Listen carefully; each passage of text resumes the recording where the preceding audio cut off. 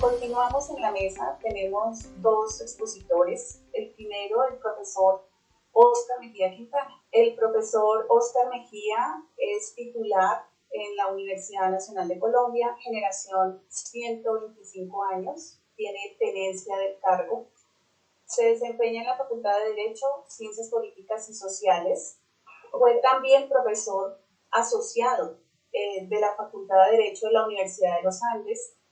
Tiene un título en pregrado como filósofo de la Universidad Nacional de Colombia. Estudió una maestría en filosofía moral y posteriormente su primer doctorado en filosofía política en TW University en Estados Unidos. Ya en Colombia adelantó un segundo doctorado en filosofía del derecho bajo la dirección del profesor Guillermo Hoyos en el Departamento de Filosofía de la Universidad Nacional. Y también adelantó recientemente un postdoctorado en Derecho en la Facultad de Derecho de la Universidad Nacional. Se ha desempeñado como decano encargado, como vicedecano académico, director de programas curriculares del Centro de Investigaciones de la Facultad de Derecho, UNIJUS. Fue director de Ciencia Política y durante 5 años fue el primer director del doctorado en Derecho de la Universidad Nacional de Colombia. Es miembro activo de la Asociación Colombiana de Filosofía del Derecho ASOFIDES, de la Asociación Iberoamericana de Filosofía Práctica y actualmente es el líder del grupo de investigación Repensar el Derecho como investigador senior, autor de varias publicaciones, entre ellas Teoría Consensual del Derecho, Legitimidad, Validez y Eficacia, Derecho, Alienación e Ideología y el curso de Filosofía Política que actualmente lidera en la Universidad Nacional de Colombia. Bienvenido, profesor Mejía. Bueno, muchas gracias, Diana. Un saludo para todos, para todas, cada uno y una que nos estén acompañando. La idea pues es presentar, si ustedes me lo permiten, un marco teórico desde el cual uno pueda, digamos, abordar el tema que nos atañe. Voy a ser muy sucinto, pues por cuestiones de tiempo y para tratar efectivamente de cumplir con los 12 minutos que tenemos. Yo quiero presentar un concepto de opinión pública a partir de Habermas y mostrar, digamos, cómo ese concepto de opinión pública, obviamente esto es supremamente complejo, pero yo quiero decirles que esta presentación es de ustedes y los organizadores pueden enviárselas a todos, no tiene derechos de autor, la autoría es pública igualmente.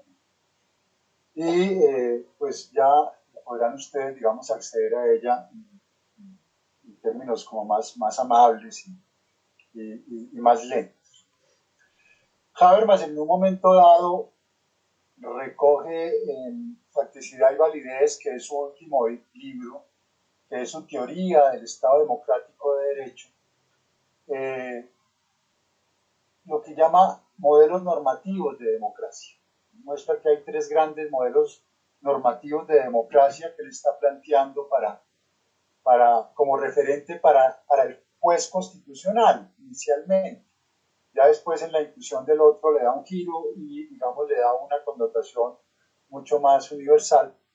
Y plantea que hay 3 modelos, digamos, en los últimos 2 siglos que han primado un modelo de democracia formal, liberal o neoliberal en los actuales tiempos, un modelo republicano comunitarista, el primero es de democracia formal, democracia representativa, democracia liberal en los términos que más o menos todos conocemos, un modelo republicano comunitarista de democracia directa, con el cual él simpatiza, pero que plantea que etitiza la vida pública, que le da un carácter ético, que le da un carácter, digamos, sesgado a la vida pública desde una minoría particular.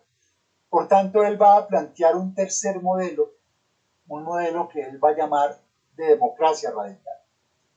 Ese modelo de democracia radical, él se sustenta, esto no es una propuesta ideal, porque siempre el primer argumento que dicen, ay, eso es ideal, no, eso no es ideal. Este es un modelo sociológico de política deliberativa de doble vía que toma de un sociólogo de la democracia alemán, Bernhard Peters. Aquí básicamente lo que quiere mostrar Habermas es que el sistema político está constituido obviamente por el poder administrativo del Estado y que hay alrededor del poder administrativo del Estado lo que digamos llamaríamos una periferia interna.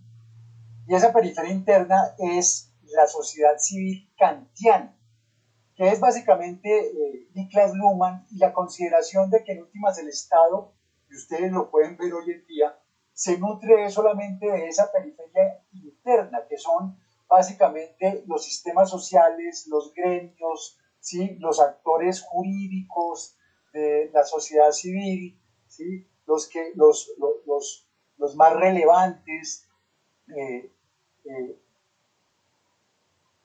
pero que realmente este es el planteamiento aquí de Habermas, recogiendo a dos autores norteamericanos, Cohen y Arado. Es necesario concebir otra sociedad civil, la sociedad civil hegeliana, que es la periferia externa, que es el círculo en gris que ustedes ven ahí. El modelo obviamente lo que trata de mostrar es que, digamos, la dinamicidad entre poder administrativo y periferia, ya sea interna, ya sea particularmente externa, se da a través de lo que llama Habermas la formación y voluntad de la opinión pública. La formación y la voluntad de opinión pública, que en últimas es la que constituye el control social. Lo que estamos viendo en las calles hoy en día es eso, formación y voluntad de opinión pública, emoción, ¿sí? Deliberante, ¿sí? Que se toma, la ciudadanía que se toma el poder, digamos, comunicativo de la sociedad. Ese espacio político público, esa esfera de la opinión pública, es para Habermas una caja de resonancia. Recoge los elementos no de la periferia interna, no de los gremios, no de los sistemas sociales juridizados, no de los sujetos jurídicos. Recoge realmente la voz de la periferia, la voz de las formas de vida, ¿sí? Que es lo que generalmente, desde la perspectiva neoliberal sistémica, lumaniana, podríamos decir, no se tiene en cuenta. Está mostrando que esfera de la opinión pública no se reduce a los medios de comunicación, a los Néstor Morales, a el RCN, que distorsionan esa opinión pública, sino que remite es precisamente a la voz espontánea de la periferia externa. Ese es el espacio político público, que para Habermas es una red comunicacional donde precisamente a través de las protestas masivas se genera una percepción social y es la desobediencia civil que brota espontáneamente cuando hay malestar en la sociedad. Eso es un control social que se está dando fácticamente, se está dando fácticamente. El modelo de Habermas, en todo caso, va a tener unas críticas. Una primera fue de Oscar Neck, otro representante de la segunda escuela de Frankfurt, que va a definir ese espacio público, y este es un término muy importante, como un espacio público oposicional. El espacio público no es el corifeo del gobierno, ¿sí? No, el espacio público es básicamente la oposición que en un momento confronta y contrasta la acción del gobierno, porque ese es precisamente el control social fáctico. Pero entra Nancy Fraser, la feminista marxista estadounidense, y le pone concreción al actor. Entonces ella muestra que los que operan dentro de la esfera interna, dentro de la sociedad civil kantiana, son esos públicos fuertes, son los públicos del poder, son los públicos del capital, pero se requieren reconocer lo que ella llama los públicos débiles, la periferia externa, que ella va entonces a denominar los contrapúblicos. Es decir, que la esfera externa, la periferia interna, pero la periferia externa es constituida por los contrapúblicos y que el espacio público tiene que ser concebido en esos términos, como una dinámica entre esos públicos fuertes, que son los que presionan inmediatamente al Estado en función de sus intereses, pero que los que realmente representan la voz legítima de la ciudadanía es la periferia externa, ¿sí? Los contrapúblicos, los públicos contrahegemónicos que en un momento dado se toman las calles y que alzando su voz reclaman sus necesidades y sus derechos. Y yo quiero complementar esto desde la perspectiva del republicanismo, ¿sí?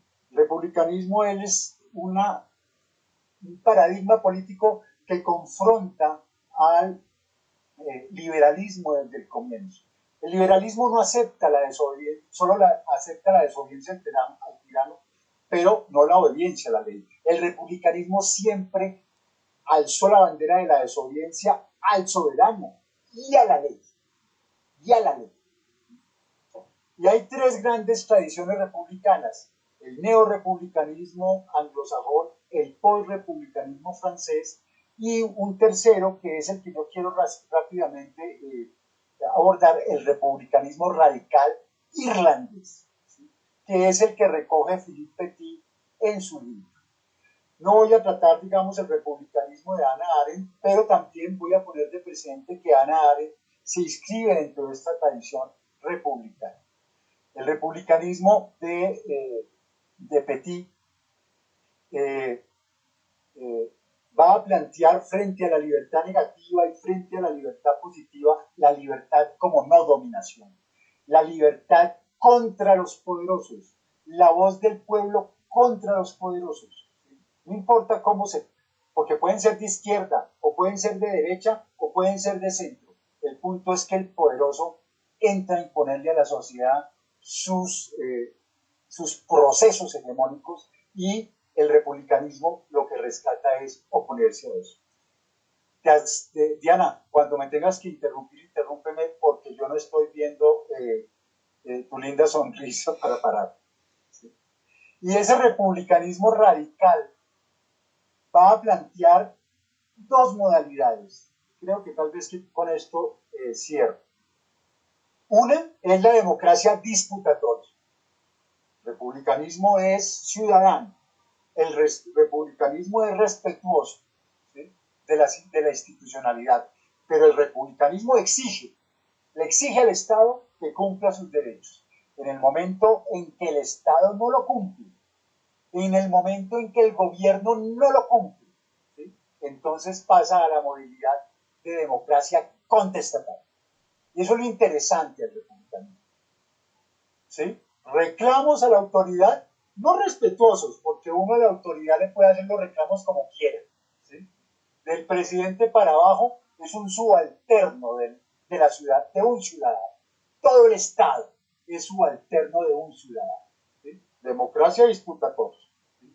Pero en el momento en que el Estado no responde, en el momento en que el gobierno no le responde a la ciudadanía, se pasa a la modalidad de democracia contestataria, de democracia en las calles, ¿sí? De democracia salvaje, como diría Abençoy. Y ahí cierro con esto. Pierre Rosanvallon, ¿sí? Dentro de esta gran, digamos, reflexión que se ha hecho en Francia, post-Foucaultiana y post-deleuziana, que se olvidaron ellos de la cuestión democrática, han hablado de el pueblo como fiscalizador, democracia de control, el pueblo como juez, democracia de imputación, y el pueblo como veto, democracia de obstrucción. Esas son las tres modalidades de la contrademocracia que de alguna manera concretan el control ciudadano, ¿sí? Fáctico, también una proyección transnacional. La denuncia no es solo para dentro, la denuncia tiene que, y la movilización tiene que ser para afuera. Bueno, creo que con eso cumplí los 12 minutos. Muchas gracias por su intervención, profesor. A propósito del modelo sociológico de política deliberativa de doble vía, de Julian Habermas, por la crítica que Nancy Fraser hace. Y sin duda esa distinción entre sociedad civil kantiana y sociedad civil hegeliana nos ayuda a diferenciar las esferas de control social o de control ciudadano.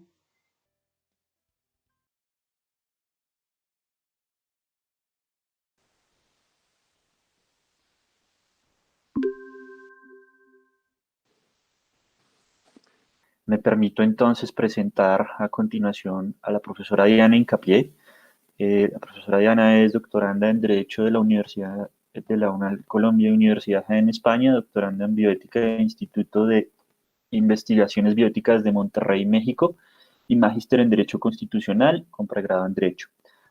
Codirectora del Grupo de Investigación Repensar el Derecho y docente en la Facultad de Derecho, Ciencias Políticas y Sociales de la Universidad Nacional de Colombia. Y también es autora y coautora de publicaciones en Derechos Humanos, Filosofía Práctica y Derecho Constitucional. Es miembro y secretaria de la Asociación Colombiana de Filosofía del Derecho y Filosofía Social, ASOFIDES, y vicepresidenta de la Asociación Iberoamericana de Filosofía Práctica. Profesora Diana, tiene usted la palabra. Muchas gracias, Juan Carlos. Buenos días a todas y a todos. Bien, esta mesa se denomina Control Social y Representación Política. El primer reto fue intentar dilucidar si efectivamente había una relación entre los dos términos, entre control social y representación política. Y debo anticiparles que mi conclusión es que parecieran ser mutuamente excluyentes. Y me explico. En primer lugar, si bien se ha hablado con un certero diagnóstico como el que acaba de señalar el profesor Miguel Ángel Herrera, de una crisis de la representación política o de la representatividad política, yo diría que más bien la crisis de la representación política a nivel de gobierno se trasladó y en algunos casos mutó hacia la crisis de la representatividad política a nivel de la sociedad civil. Y me voy a explicar con mayor profundidad. A nivel de la relación que los ciudadanos tienen con el gobierno de turno y en general con la administración pública, la representación política ya no es la panacea.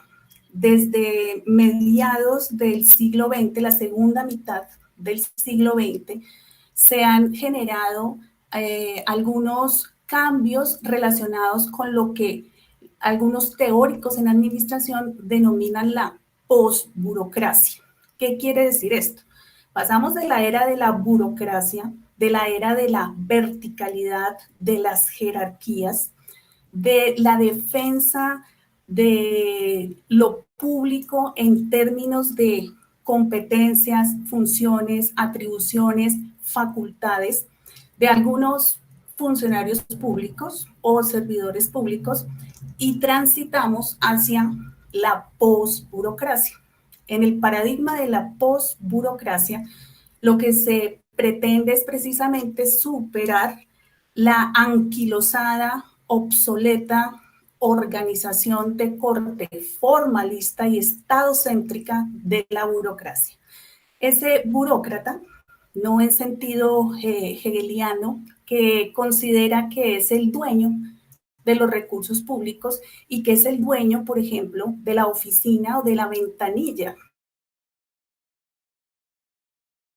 Aquí lo único que se me viene a la mente justo en ese momento son palabras de Jaime Garzón, que incluso algunos estudiantes han reproducido en las redes recientemente con ocasión pues, de la coyuntura, donde Jaime Garzón señalaba, recuerdo, ¿no? Estudiante de Derecho en la Universidad Nacional, estudiante de Ciencia Política de la Universidad Javeriana.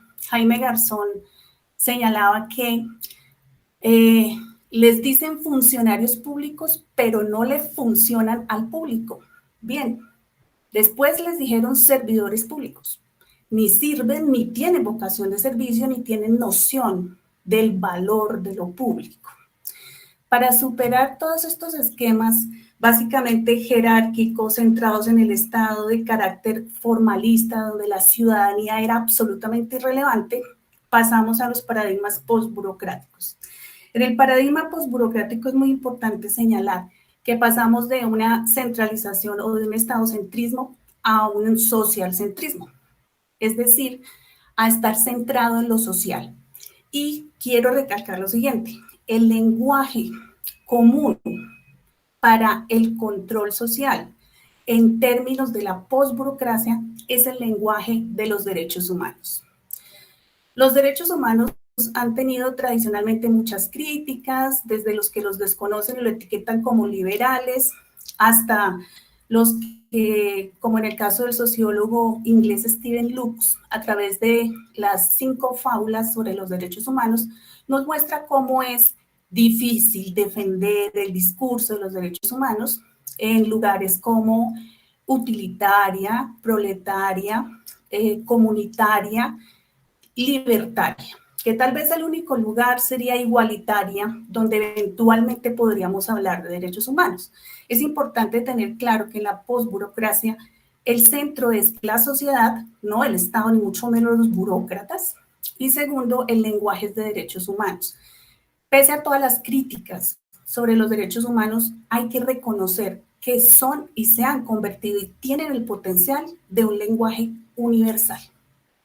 Entonces necesitamos aprendizaje, necesitamos pedagogía en términos de derechos humanos y en ese sentido es importante recalcar acá que desde la Alianza Gobierno Abierto en el año 2011 y con la suscripción de la Carta Iberoamericana de Participación Social del año 2009, suscrita en la ciudad de Panamá, y con la Carta Iberoamericana de Gobierno Abierto, suscrita en el año 2016, curiosamente, aquí en Bogotá, suscribimos la Carta Iberoamericana de Gobierno Abierto. Estos programas patrocinados inicialmente por la OCDE, la Organización para la Cooperación y el Desarrollo, y el Centro Latinoamericano de Administración para el Desarrollo, se generaron estos espacios de encuentro entre los gobiernos para mejorar la administración pública, para transitar de la burocracia a la posburocracia. ¿Qué es importante señalar? Además de que la propuesta es hacia una construcción social de políticas públicas como respuesta a derechos humanos individuales y colectivos. Las 3 palabras clave del gobierno abierto son las palabras transparencia, participación y colaboración. Y van justo en ese orden. Transparencia, ¿cómo? Por ejemplo, la rendición de cuentas. Aquí permítame señalar y reiterar que la rendición de cuentas no puede ser un informe encriptado con lenguaje encriptado, especializado, altamente técnico para confundir a la ciudadanía o a los destinatarios de los informes. Supone además de un lenguaje amable, asimilable, si quieren ustedes de corte coloquial, para que la ciudadanía interesada entienda qué se ha hecho en la gestión, que propongan, que formulen preguntas, que formulen contrapreguntas, y las instituciones están en la obligación de contestar y de dar respuestas y de comprometerse y de dar fechas y plazos. Esa es una de las modalidades de transparencia, el acceso a la información, por ejemplo, con los mecanismos de rendición de cuentas, el gobierno electrónico y finalmente la posibilidad de innovar. Para innovar se requiere participar. Y aquí es donde veo cómo la representación política ha sido superada, por ejemplo, en el esquema de gobierno abierto o en el paradigma de la posburocracia. Se concibe la participación más desde el punto de vista deliberativo, en el entendido de que los ciudadanos, la comunidad, los grupos tengan un espacio en igualdad de condiciones donde puedan realizar una interlocución abierta y directa con los llamados a tomar decisiones en términos de política pública que les afecte. Bien, esa colaboración y esa participación deviene en una colaboración. Bien, ahora, ¿qué es lo interesante de señalar aquí? Que pese a que haya procesos de deliberación, no hemos logrado que esa democracia deliberativa devenga en decisiones tomadas por consenso. La deliberación no es suficiente, porque si vamos a reducir el mecanismo de toma de decisión a una persona, un voto, y a reproducir el mecanismo de la regla de mayorías del liberalismo clásico, decimonónico, tan funcional al hoy neoliberalismo, por ejemplo, pues no logramos hacer nada. Necesitamos ciudadanía que participe activamente y que ojalá las decisiones se tomen por consenso. ¿Qué supone tomar una decisión por consenso? Integrar el disenso.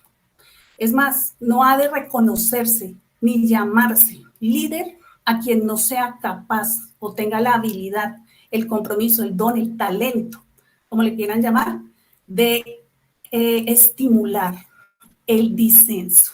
El disenso es la fuerza motriz de la deliberación ciudadana y la que permite que se tomen decisiones por consenso, no por regla de mayorías liberal. Eso sería un contrasentido absoluto. A nivel de colaboración, sin duda lo que se pretende es lograr mayor confianza, mayor coordinación, mayor coherencia entre las necesidades sentidas de la ciudadanía, de la sociedad civil y la formulación de políticas públicas, ya sean documentos de política o que revistan formas jurídicas que se generen como consecuencia de estos procesos, no de la conversación, de procesos de diálogo constructivo entre iguales, porque recuerden ustedes, un solo ciudadano o una sola ciudadana, en palabras de John Rawls, el filósofo norteamericano, es el alter ego de toda la administración. La ciudadana Diana Hincapié le puede exigir rendición de cuentas al presidente y de ahí para abajo a cualquiera de los burócratas deseables posburócratas. Si siguen en la noción de la burocracia, pues consideran que la ciudadanía más que ciudadanía es pueblo que sirve para votar cada 4 años por un tamal. ¿Sí? Bien. Entonces, ¿qué sucede? La propuesta, además de incorporar el consenso en la toma de decisiones, enriqueciendo todo este paradigma de posburocracia y de gobierno abierto, además del consenso, es la de incorporar y participar con compromiso activo en mecanismos de control. En tal caso, yo me inclinaría por la democracia de control, la democracia fiscalizadora, la democracia judicializadora o la contrademocracia del historiador francés Pierre Rosanvallon. Él explica la contrademocracia de una manera muy interesante, que quiero retomar acá. Él dice que cuando ejercemos nuestro sagrado derecho al voto en urnas y elegimos a alguien para que nos represente, estamos hablando de las corporaciones públicas de elección popular, nosotros depositamos en ellos confianza legítima. Es como cuando a un ciudadano se le entrega una licencia de conducción o un pase. Él dice, mire, ese pase o esa licencia de conducción no le permite actuar de manera libre, no le permite abusar, no le permite creerse dueño de lo público y del Estado, sino que genera una obligación, unos deberes. Entonces debe cumplir con las señales de tránsito, debe cumplir con la semaforización, el vehículo lo debe tener en alistamiento y en condiciones técnicas acordes para que pueda movilizar, etcétera. Si una persona que elegimos por voto popular no cumple, pues hay que revocarle el mandato. Y la única manera de revocar los mandatos es hacer seguimiento y hacer control, observar.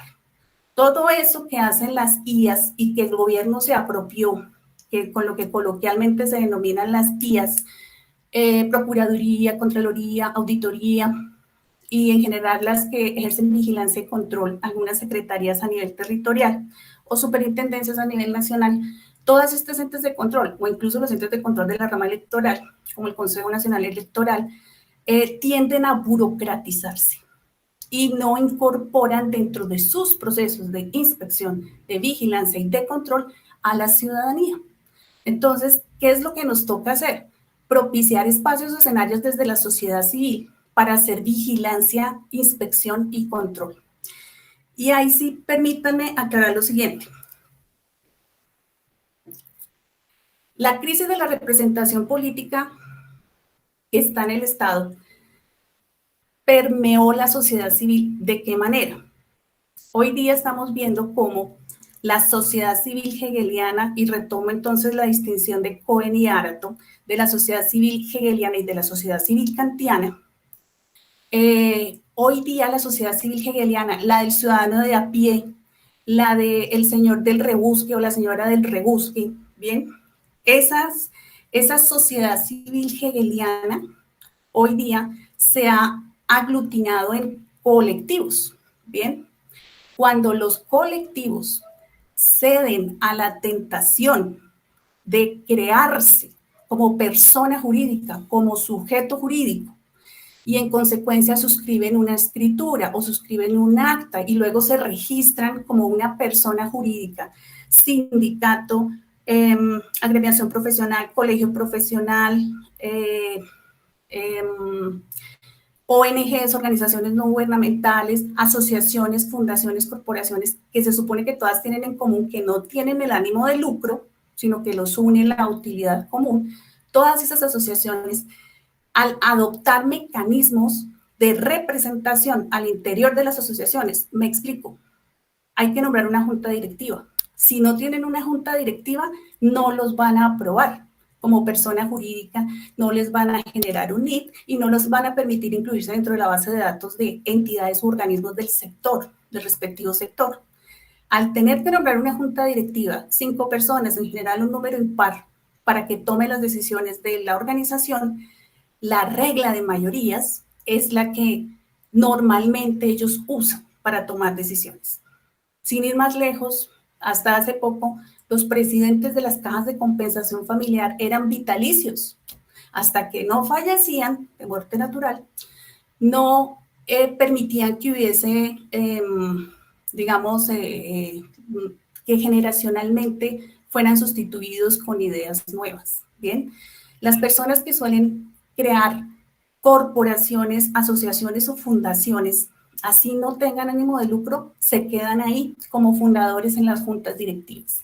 Entonces, la representación política y la crisis de la representación política también permea la sociedad civil kantiana, que son aquellos colectivos que se vencen ante el canto de sirenas de organizarse como sujeto jurídico, como persona jurídica, tener un NIT y ser reconocidos de esa manera por el Estado.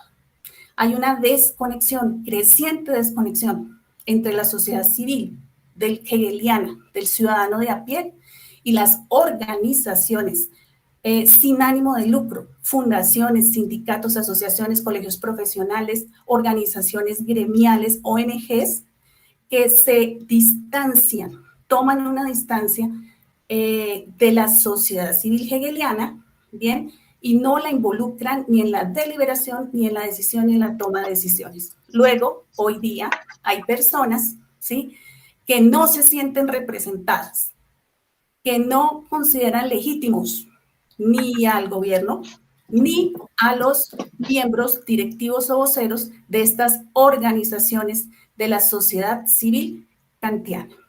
Gracias. Muchísimas gracias, profesora Diana, por sus valiosos aportes.